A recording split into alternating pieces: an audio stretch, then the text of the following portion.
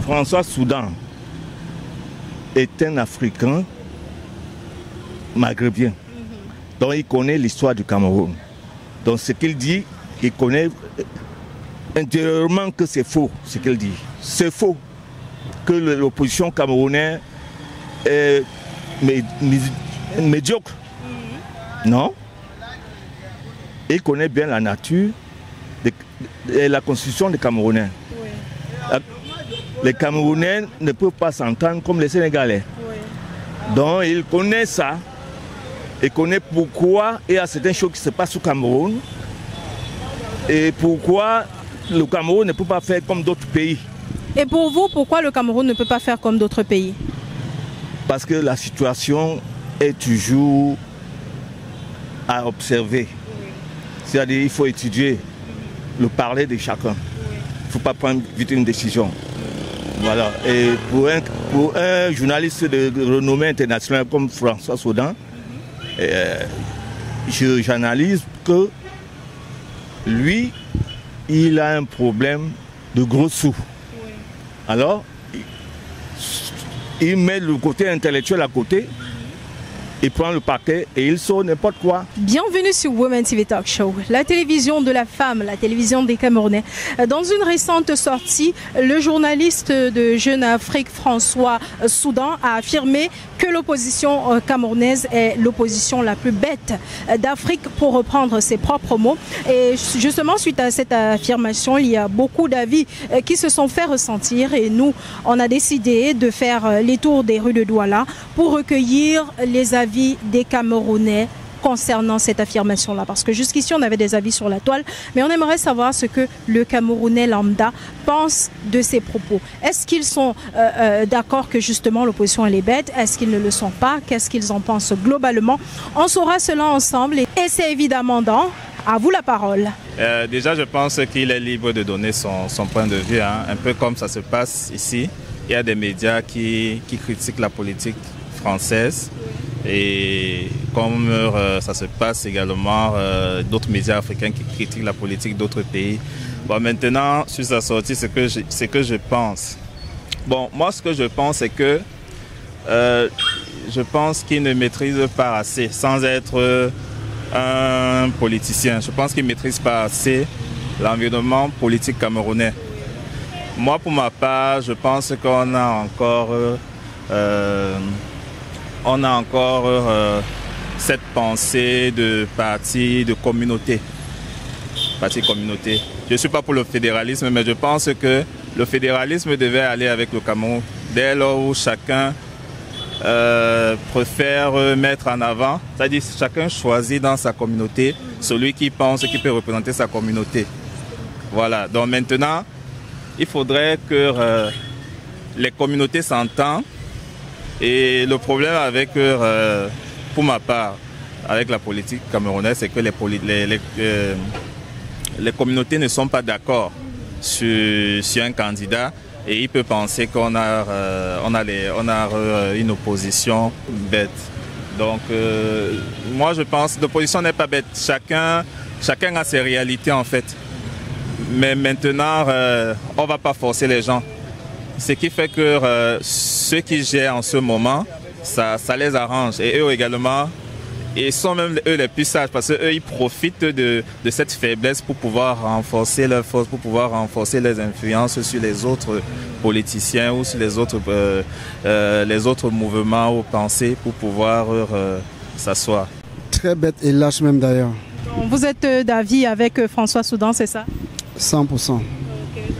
On aimerait savoir, selon vous, à ce stade, qu'est-ce que l'opposition camerounaise pourrait faire justement pour redonner espoir aux Camerounais? Parce qu'en réalité, il y a beaucoup de Camerounais qui pensent comme vous et comme M. François Soudan. Oui, mais que le MS se met ensemble avec le président Bello Boba et Issa Choroma pour combattre le régime en place, qu'on laisse son problème de go de côté et regarde l'intérêt général du pays. Ça veut dire que pour vous, le principal problème justement de cette opposition-là, c'est l'ego? Pardon? Ça veut dire que pour vous, le principal problème justement de cette opposition, c'est l'ego? Exactement. À mon avis, par rapport au message que le journaliste François Soudan a envoyé à l'égard des politiciens camerounais les traitants les plus bêtes du monde. Je dirais tout simplement qu'il a eu tort d'employer ce mot. Les Camerounais sont très intelligents et l'opposition camerounaise aussi est également très intelligente. Nous savons que nous avons affaire à une machine très difficile qui est le parti au pouvoir. Je pense que faire une candidature unique ne serait pas la meilleure solution. Alors pour essayer d'apporter des stratégies pour déstabiliser un peu le pouvoir en place, il faut qu'il y ait au moins 4 ou 5 candidats qui peuvent se présenter pour pouvoir essayer de tirer un peu le pourcentage des élus dans les différents départements et régions et autres. Ce qui fera en sorte que lorsqu'on va totaliser, l'opposition pourra maintenant faire une coalition et nous renouer un peu la coalition pour pouvoir avoir un peu un pourcentage plus élevé.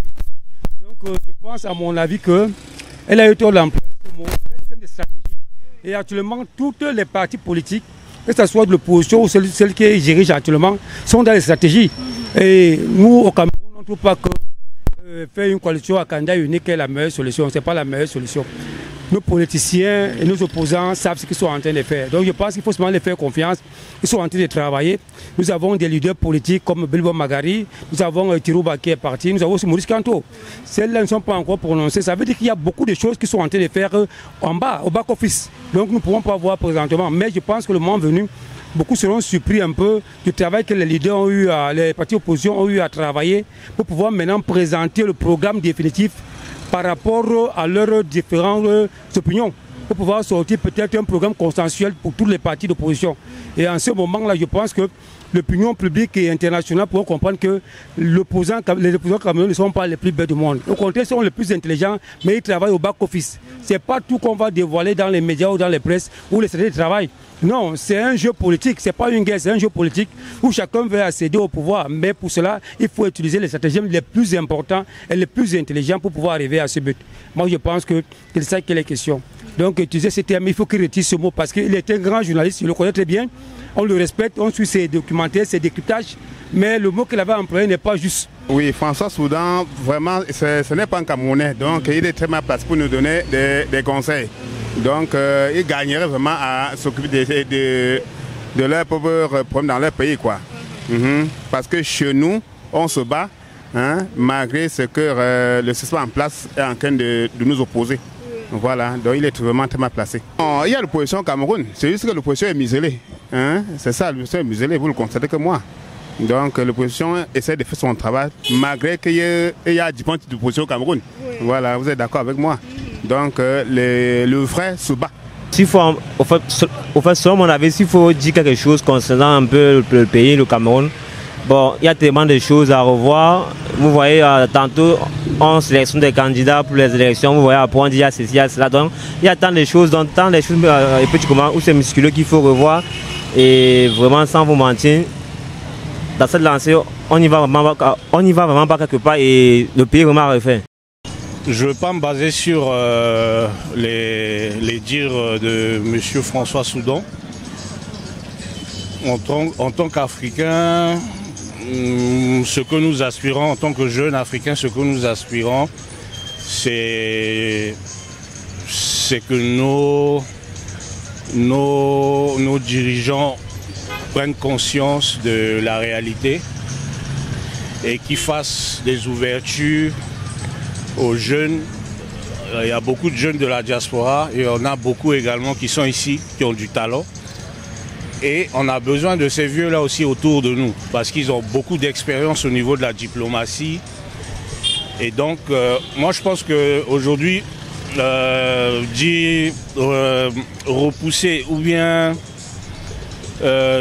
donner des avis sur une politique intérieure d'un pays, c'est très difficile parce que la politique elle est très difficile. Gérer un pays, gérer des budgets, gérer les populations est très difficile.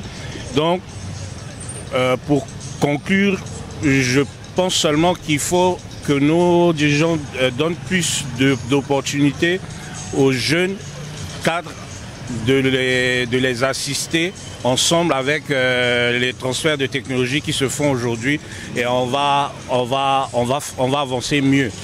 Pendant que certains estiment que c'est limite du manque de respect et qu'il devrait retirer ces mots, d'autres pensent tout simplement qu'il a raison et que voilà, l'opposition camerounaise est, comme il a dit, la plus belle d'Afrique. Vous, qu'est-ce que vous en pensez? Donnez-nous vos avis en commentaire, sans manquer de liker, partager, vous abonner, activer la cloche de notification. Et comme d'habitude, si vous êtes en visite à Douala, n'hésitez pas à aller résider du côté des résidences Boss Life. Vous aurez l'occasion de séjourner dans un cadre magnifique à des prix vraiment très bas. À très bientôt.